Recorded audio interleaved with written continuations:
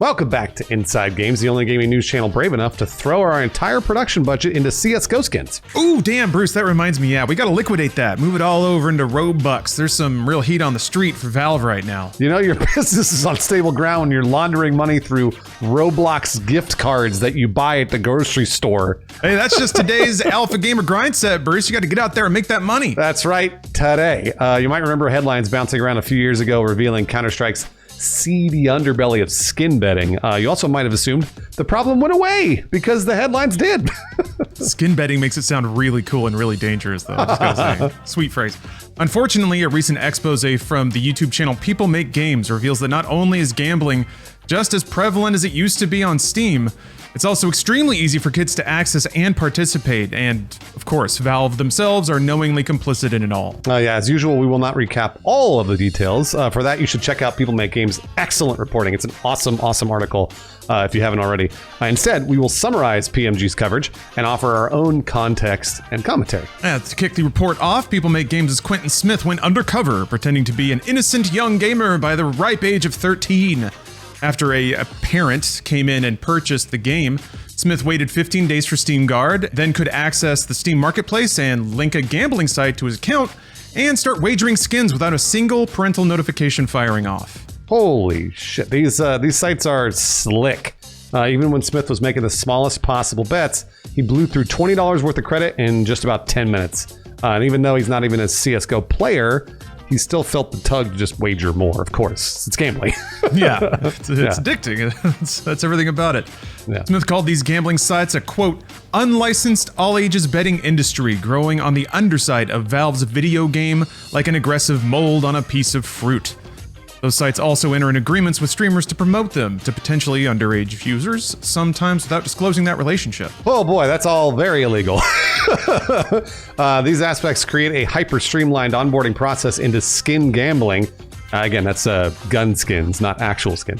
That does almost nothing to police the age of its users. And according to some of the folks that Smith interviewed, the damage that it can cause is real and long-lasting. I absolutely should not have had access to something like that. Like, in hindsight, it's very easy for me to say that, and it's very easy for me to realize, like, that could have gone wrong. Like, it did go wrong. I still gamble to this day, and it definitely, like, seeded something in me that has not, like, gone away. We loop back around to the psychological aspect in a bit. The situation is gnarly, though. Kids are gambling and, by their own words, adopting problematic relationships well before they should be allowed to. But over the years, Valve hasn't done much, if anything, really, to fix the issue. Yeah, that's right. It seemed to come to a head in 2016 when two popular YouTubers who were big promoters of one CSGO gambling site were found to have ownership stakes in that website. That was the big deal. I remember this, and I was like, what? Like, my gosh. It was a huge scandal. And in the aftermath, several other streamers were also found to have financial relationships with various skin gambling sites. It's so dirty and disgusting. I hate it. Ugh. Yeah, very interesting rock to kick over there. That year, Valve finally sprung into action and sent cease and desist orders to lots of skin betting websites. That seemed to be the end of it, as far as we knew, but no. Apparently everyone just kind of stopped talking about it instead. In the years since, other sites have flourished and Valve hasn't done a whole lot. To discover why, People Make Games talked to ex-Valve employees and asked them why Valve has not shut this practice down. The former employees blamed this on Valve's very libertarian mindset and not wanting to have a say on who can and cannot be on the platform. Yeah, this is actually behavior we've seen from Valve in a lot of other ways, so it kind of makes sense in this context as an example.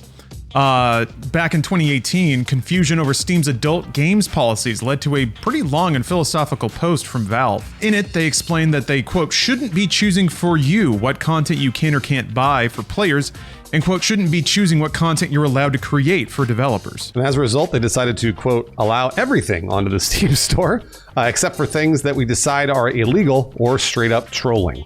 And largely, they have stuck to that, with a few unexplained exceptions like 2021 Super Seducer 3 that I know Lawrence and I were both going to play at some point. It's out, it's just not on Steam. There really hasn't been any comment about it. Not that I'm arguing for it or boosting it, I'm just saying it's an exception. And really, I gotta admit, this hands-off ethos seems to work, at least in regards to the games that Steam offers as a store. Adult games flooded onto Steam, which, you know, that's kind of annoying for anyone that looks at the new releases tab. But apart from that, The smut makers and the smut enjoyers seem to be getting along famously. Yeah, that's a good way to put it, Lawrence. And yet, Valve's laissez-faire attitude isn't entirely consistent. We're reminded of another time Valve did violate its do nothing policy when they explicitly banned NFTs from Steam earlier this year. Yeah, people kind of ironically cheered the move, which I get. You know, everyone wants to see NFTs get kicked around a little bit. But this is Valve. You know, People Make Games pointed out, just as we have in the past on Inside Games, that Steam has their own self-interested reason for preventing the trade of NFTs on their service. They already have their own. Yes, that's right, Lawrence. We just don't know them as NFTs, really. By trading digital ownership tokens for real-world currency, Valve just set up their own NFT exchange way back in 2013 when they launched the Steam Workshop. It only makes sense that they wouldn't want to invite competition or comparisons into their profitable and not at all controversial online economy. Yeah, what's even more ironic in hindsight is that at the time, Newell called the blockchain space super sketchy, and that, quote, some illegal shit that was going on behind the scenes. So, that doesn't feel so good now. No, it really doesn't. And I mean, it hasn't changed in the last few years either. So, point is, when something is directly against Valve's interest, they find the ability to say no because they're a company and they want to make money. Just like every other company. That makes them real libertarians. Like libertarian until it affects me at all, and then no thank you. They clearly have the capacity to say no. So with slick gambling sites taking advantage of younger players, what is different here? Well, shocker, it's probably money. Money! It's always money. Gosh. Yeah. These gambling sites are beneficial to Valve, too, obviously, because they drive interest in their underlying games like Counter-Strike Global Offensive. People Make Games explains that the secondary market is what creates the value for people's skins as well. If Valve were to shut the markets down, that value would evaporate, and so would the perceived value of people's digital holdings. All that emotional investment up in smoke. It's all gone. Yeah. All your esports viewers gone. Yeah. No more knives. Valve's ties are getting more obvious too, a little more out in the open. These days, Valve is even partnering with some gambling sites. This year, their big official Dota 2 tournament, the International, is sponsored by GG.bet as their, quote, official betting partner. Well, that's weird. That is really strange. Okay, well, we don't know how big the skin gambling industry is, because it's unregulated and obviously very hard to quantify. But in 2016, researcher Chris Grove estimated that the skin betting industry would take in more than $4 billion in bets, $4 billion US in bets that year. That's so big. And that was 6 years ago.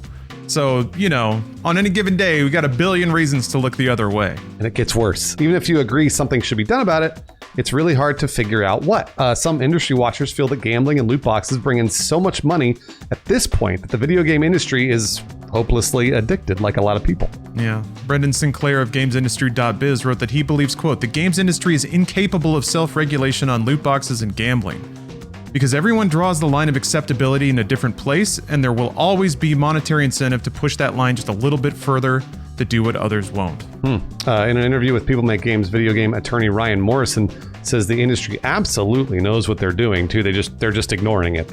And then we know that. We know that for a fact. When I go into the industry meetings, when I go into the rooms of lawyers or the rooms of publishers, you know, industry insider, their confidential rooms and everything else, it feels like I'm sitting in the 1970s rooms with the tobacco companies explaining to each other why smoking can't cause cancer. Valve is such a leader in the industry that what they do or don't do in this circumstance has implications throughout all of video games. Accordingly, it's not just CSGO that has seen gambling sites proliferate around it. Other games like Rust have forms of skin wagering now too. Nowadays, there are also third-party sites for other big franchises like Roblox, which allow users to gamble with their in-game assets, and that's really, it's very distressing because game platforms like Roblox are predominantly used by children, like very, very young kids. Yeah, that's when it crosses over into dangerous territory, and this is that psychological thing we were mentioning earlier.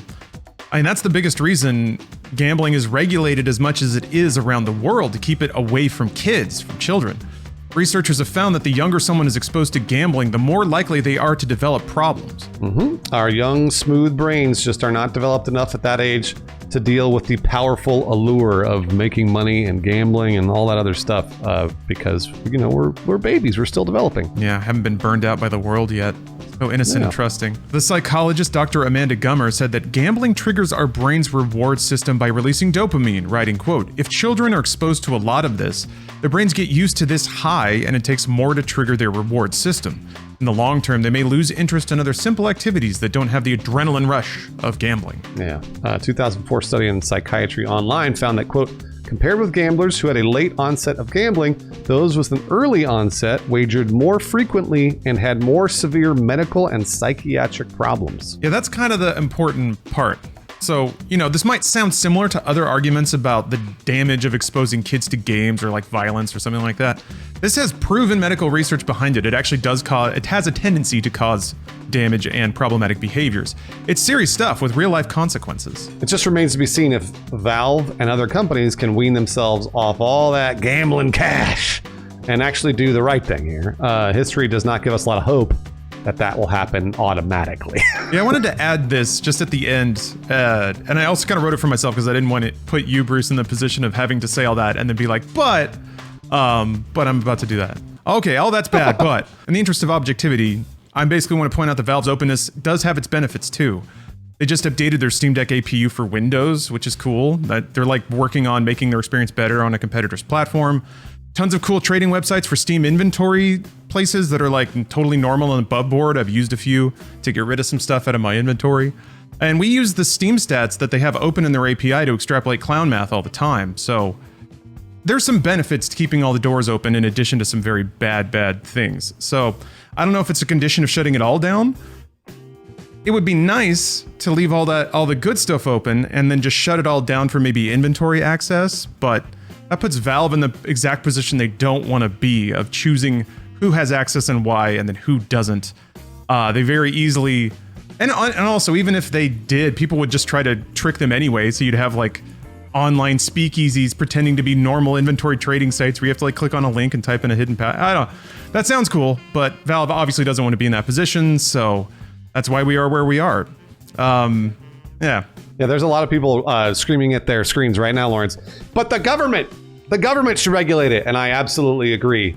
In this case, I really do think we should be looking for government regulation on loot boxes and for gambling around this sort of stuff, because I have no problem with an adult gambling on a skin gambling site, but let's make sure that there are no kids doing it. That's probably my my most important thing here, is that I would really like it just the government to crack down on just that one tiny little thing. Keep it away from kids. I agree. And the more it looks like it, yeah, there's just no one has any incentive to go after it. The status quo is making too much money for everyone involved. Yeah, I guess we just have to wait for the generational wraparound to catch up, for politicians to understand that digital assets have value. What blows my mind is the most common legal defense is that you cannot convert these back to money. So there typically is not an easy pipeline to turn CSGO skins back into cash. But there is now. There's just websites operating completely openly where you can just cash out your skins. I thought you'd have to go through the trouble of laundering it through a Steam Deck. You don't even have to do that.